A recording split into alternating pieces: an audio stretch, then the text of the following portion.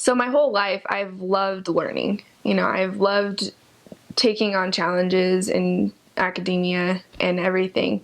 I was learning Spanish for about 5 years, and I was amazed that I was in a country for 6, 7 months and I could speak it.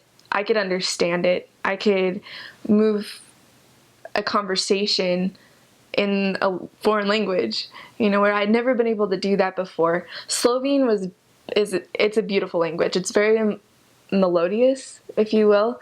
I like the way it sounds. I mean, it's a little feminine. Most of the elders were just like, this is a very feminine sounding, But it was a beautiful language, and learning it was a challenge because there's more than, like, when it comes to languages over there's what's called cases. And so when you're saying a word, your name, for instance, it can be, so if you have nada, which means hope, but it's a name as well. So if you want to say, I'm thinking about, or like doing something for nada, it's činim nešto za nadu. It's different. You change the endings for each case. So that was like a little bit of a challenge. We had like case races in the MTC where we just, I don't even know how to really describe it. Like because we kind of put it in like a grid, and it's like ega a, like is that first case for the male, masculine, singular, and then you had the unique thing in Slovene, they have what's called the dvojna, it's like two people. So it's like, we two are doing this instead of we all are doing this. Whereas in English, we have I and we, but they have I, we two, and we. So we had to learn like that separate case, which was kind of easy considering we were always in twos, always had my companion. So the dvojna, or the double, this is the hard thing, is like when you learn something in the language, it's really hard to like kind of try to translate it back into English sometimes. But that was unique only to Slovenia. That wasn't unique to Serbia or Bosnia. But Slovene, it was a challenge, but it was beautiful once we got there. When I was about a year into my mission, I got a phone call from my mission president, and like I had been praying for a new challenge or a new kick in the butt, if you will, to like keep progressing, because I felt so good and so confident in what I was doing, and he calls me and he's like, hey, Sister Golo, how would you feel if you went to Serbia?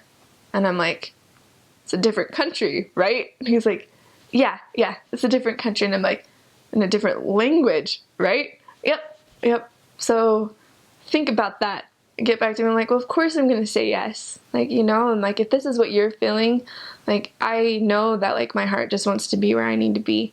And so I went to Serbia, and that was a new experience.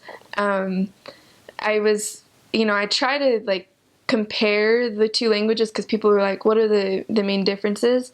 And when I got there, I could understand what people were saying to me. It was really easy to get what they were saying. But when I spoke Slovene, they looked at me with this blank stare. They're like, what are you trying to say to me right now? And I'm like, it's so close. And so I kind of compare it to Portuguese and Spanish, where speaking Spanish is easy for the Portuguese people to like understand, but when you're speaking Portuguese to Spanish people, they don't really understand what they're saying. And so I had to relearn how to speak, and it came a lot easier. I got it a lot faster because I understood, so I could mimic a lot easier. It still took me probably about 3 or 4 months to really get it down. I remember the first experience I had with my companion. It was our district had decided like we're going to go on an English fast, and she'd been out for about 4 months, and I'd been out for a year, but in a different language. And apparently that whole week that we did this English fast, she didn't understand a word I said. And I felt awful about it, because I understood what she was saying to me, and I tried speaking Serbian, but it was so hard, to like transfer that brain pattern to a different language.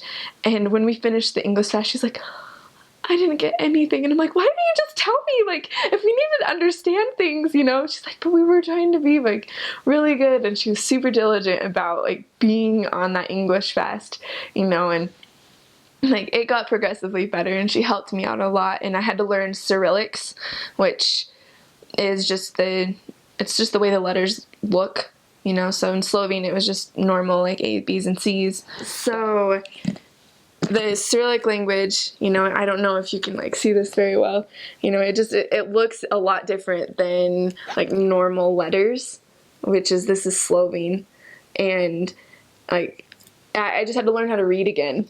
It was interesting, but the one thing that I loved about all of the languages in general was the fact that the letter always made the same sound.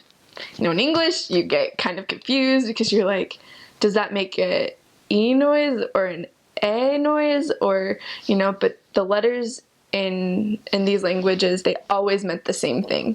So that was one of the coolest parts, is because if I wanted to spell something, I knew how it was spelt because I knew how it sounded. So it wasn't ever that like difficult, and so I liked that a lot. But learning a new language is incredible. The gift of tongues, I really believe that the language of the Spirit is and always will be the universal language, the way that we can speak to people's hearts. That's how my first week I could bear testimony and watch people feel it, even though they didn't know what I was trying to say. Like, they felt it because of the language of the Spirit. But when you get out there, it's struggle, like you feel like you're not being heard or you can't express yourself fully. But I cherish those moments now, because once I knew the language, pride gets back in the way. Where you're like, I actually know what I'm saying, and so I can say it, but you kind of lose that reliance on the Holy Ghost. But learning language is a huge blessing, and don't let anybody ever tell you that the mission language you will never use, because if anything, it allows me to keep in contact with the people that I met there.